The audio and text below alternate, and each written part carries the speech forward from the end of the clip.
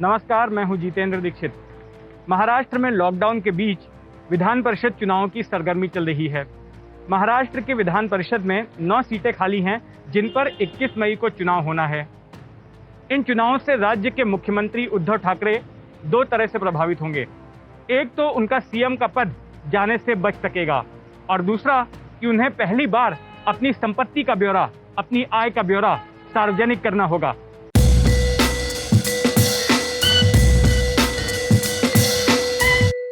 पिछले साल नवंबर में जब महाराष्ट्र के राज्यपाल भगत सिंह कोश्यारी ने उद्धव ठाकरे को सरकार बनाने का न्योता दिया था, तो उस वक्त ये संवैधानिक शर्त भी रखी थी कि 6 महीने के भीतर उन्हें महाराष्ट्र विधिमंडल के 2 में से किसी एक सदन का सदस्य होना जरूरी है।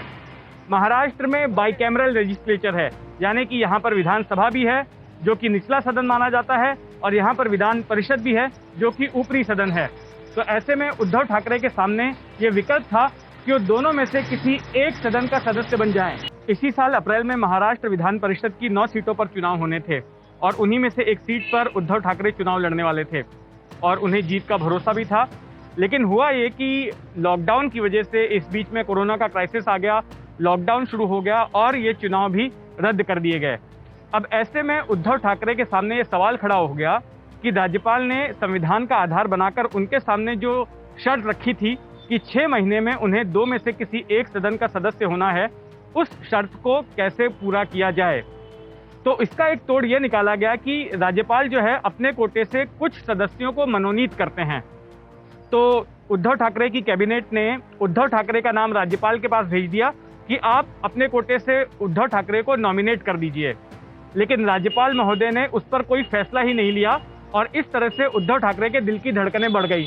शिवसेना की ओर से बार बार राज्यपाल से गुजारिश की गई कि आप जो है उद्धव ठाकरे की अपील पर फैसला कीजिए, उनको विधान परिषद का सदस्य मनोनीत कीजिए, लेकिन राज्यपाल कोई रिस्पॉन्स ही नहीं दे रहे थे।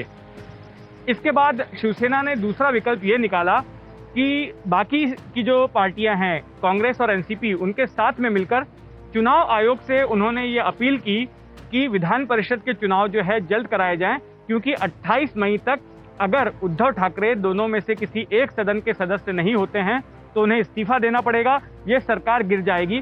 और ऐसी स्थिति में जब महाराष्ट्र कोरोना से प्रभावित सबसे बड़ा राज्य है, तो ये राजनीतिक संकट यहाँ पर नहीं पैदा होना चाहिए और इसलिए विधान परिषद के चुनाव करा दिए जाएं। उनकी इस मांग की तस्दीक जो है खुद राज्यपाल भगत सिंह कोश्यारी ने भी की और उन्होंने भी चुनाव आयोग से कहा कि विधान परिषद के चुनाव करा देने चाहिए। इसके बाद चुनाव आयोग ने एक बैठक की और यह तय हुआ कि 21 मई को विधान परिषद के चुनाव किए जाएंगे। अब चूंकि जो उद्धव ठाकरे मनोनीत होकर विधान परिषद में जाना चाहते थे, उन्हें अब चुनाव लड़ना पड़ेगा, चुनाव का पर्चा भरना पड़ेगा और इसके साथ साथ उन्हें नियमानुसार अपनी संपत्ति का ब्यौरा भी जाहिर करना पड़ेगा, जो कि उन्होंने आज तक नहीं किया था। अब बात करते हैं ये जो 9 विधान परिषद की सीटें हैं, उनमें से किस पार्टी को कितनी सीटें मिल सकती हैं। तो जो विधानसभा में संख्या है हर एक पार्टी की, उसके मुताबिक बीजेपी और उनके सहयोगी दलों को 4 सीटें मिल सकती हैं और 2 सीटें शिवसेना को मिल सकती हैं। इसके अलावा 2 सीटें एनसीपी को मिल सकती हैं और 1 सीट जो है कांग्रेस को मिल सकती है।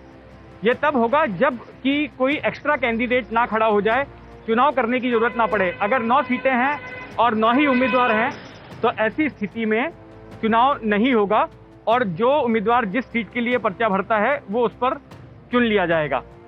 अब बीजेपी के हिस्से की जो 4 सीटें हैं, उनके बारे में सूत्र बताते हैं कि महाराष्ट्र की बीजेपी की कोर कमेटी की तरफ से केंद्रीय नेतृत्व को करीब 40 नाम भेजे गए हैं। लेकिन जो नाम चर्चा में है कि जिन्हें ये टिकट दिया जा सकता है, उनमें से एक नाम पंकजा मुंडे का चल रहा है, जो कि विधानसभा का चुनाव परली विधानसभा सीट से हार गई थी। इसके अलावा एक नाम चल रहा है एकनाथ खड़से का, जो कि पिछली बार टिकट ना दिए जाने की वजह से नाराज चल रहे थे। विनोद तावड़े का भी नाम चल रहा है, बावनकुले का भी नाम चल रहा है। तो ये 4 नाम है। इसके अलावा कुछ ऐसे दिग्गज नेता जो कि कांग्रेस और एनसीपी जैसी पार्टियों को छोड़कर बीजेपी में आए थे, उनको भी फडणवीस की ओर से वादा किया गया था कि उनको भी इस तरह से जगह दी जाएगी जो है विधिमंडल में। तो एक हर्षवर्धन पाटिल का नाम सामने आ रहा है और रणजीत सिंह मोहिते पाटिल का नाम सामने आ रहा है। इन लोगों को भी इन 4 में से 2 सीटें जो है इन दोनों के नाम पर जा सकती हैं, लेकिन अभी तक इस मामले में बीजेपी की तरफ से कोई फैसला हुआ नहीं है। शिवसेना की जो 2 सीटें हैं, उनमें से एक सीट पर खुद उद्धव ठाकरे चुनाव लड़ेंगे और दूसरी सीट पर शिवसेना की आला नेता नीलम गोरे चुनाव लड़ सकती हैं। एनसीपी के हिस्से में 2 सीटें हैं, लेकिन अभी तक एनसीपी की ओर से नाम तय नहीं किए गए हैं कि इन दोनों सीटों पर कौन उनके उम्मीदवार होंगे। और कांग्रेस के हिस्से में 1 सीट आई है, लेकिन कांग्रेस जो है नाराज है। कांग्रेस का कहना है कि उसे 1 सीट और मिलनी चाहिए और इसके लिए वो एनसीपी और शिवसेना से बात कर रही है। कांग्रेस का शुरुआत से ये कहना रहा है कि जो महाराष्ट्र में गठबंधन की सरकार बनी है, तो उसमें उनके साथ में नाइंसाफी हुई है। बार बार कांग्रेस के नेता कहते रहे हैं, उन्हें ना तो उप मुख्यमंत्री पद दिया गया, ना तो अहम मंत्रालय दिए गए और मंत्रालयों की संख्या भी कम रही। तो ऐसे में अब कांग्रेस ये दावा कर रही है कि उसे 1 के बजाय 2 सीट दी जानी चाहिए और ये दूसरी सीट जो है एनसीपी या शिवसेना की ओर से छोड़ी जानी चाहिए। एबीपी न्यूज आपको रखे आगे।